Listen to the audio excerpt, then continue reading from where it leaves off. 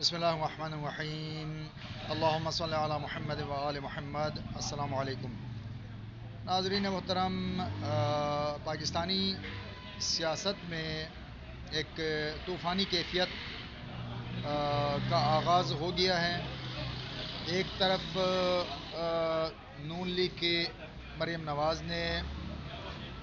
زبردستی بٹھائے جانے والی سیٹ کو قبول کر کے یا قبول کرنے پر مجبور ہونے کی وجہ سے حلف اٹھا لیا ہے، اور اپنی عجز اور اپنی ناتوانی اور اپنی کمزوری کا اظہار کرتے ہوئے وہ جن کے گردن میں کئی کئی سریے ہوتے تھے، جنہیں کسی بھی طرح جھکنا نہیں آتا تھا، اور اگر آپ لوگوں تک وہ ویڈیو فوٹیج آئی ہو جس میں ایک خاتون ان سے گلے ملنا چاہ رہی ہیں اور یہ اس کا ہاتھ ہٹا دیتی ہے کہ کہیں اس کے کپڑے خراب نہ ہو، یہ اس تربیت کی جو ہے وہ پروردہ عورت ہے۔ اگر یہ پروردہ عورت آج یہ کہہ رہی ہے کہ پی ٹی آئی کو ساتھ بٹھانا چاہتے ہیں، انتقامی کارروائی کی کوئی ہماری جو ہے وہ خواہش نہیں، اس کا مطلب ہے یہ شکست اور کمزوری کی آخری سٹیج ہے۔ تو ابھی کی جو تازہ ترین صورتحال ہے وہ یقیناً ایک بہت بڑی اپڈیٹ جو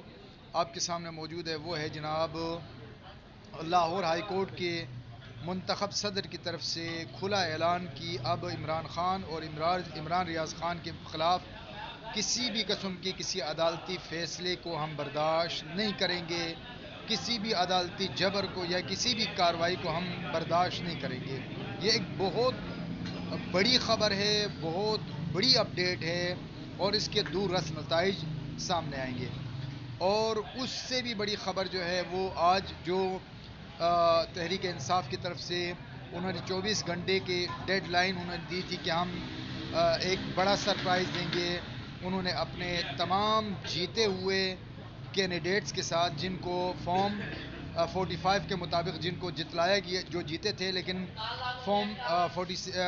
47 کے اندر جن کو ہرا دیا گیا، ان تمام کینڈیڈیٹس کے ساتھ جو انہوں نے پریس کانفرنس کی ہے، یہ بھی ایک بہت بڑی اپڈیٹ ہے۔ اور یقیناً یہ دنیا کے سامنے بھی یہ جو ہے انہوں نے ثابت کیا ہے، پاکستانی قوم کے سامنے بھی انہوں نے ثابت کیا ہے کہ ہم جیتے ہوئے ہیں۔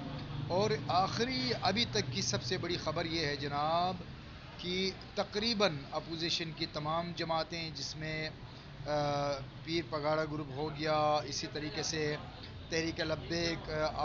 عوامی لیگ، اور اسی طریقے سے جمعیت علماء اسلام سمیت خود پی ٹی آئی سمیت تمام اپوزیشن جو ہیں پارٹیز، ان سب نے مل کے 27 فروری کو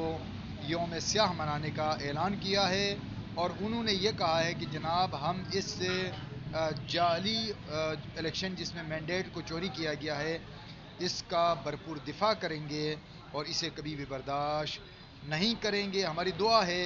کہ ہمیں پاکستان کے اندر حقیقی داخلی طور پہ آزادی اور اسی طریقے سے بین الاقوامی سطح پہ پاکستان کو سربلند ہوتا ہوا دیکھنا نصیب فرمائے۔ پاکستان زندہ باد۔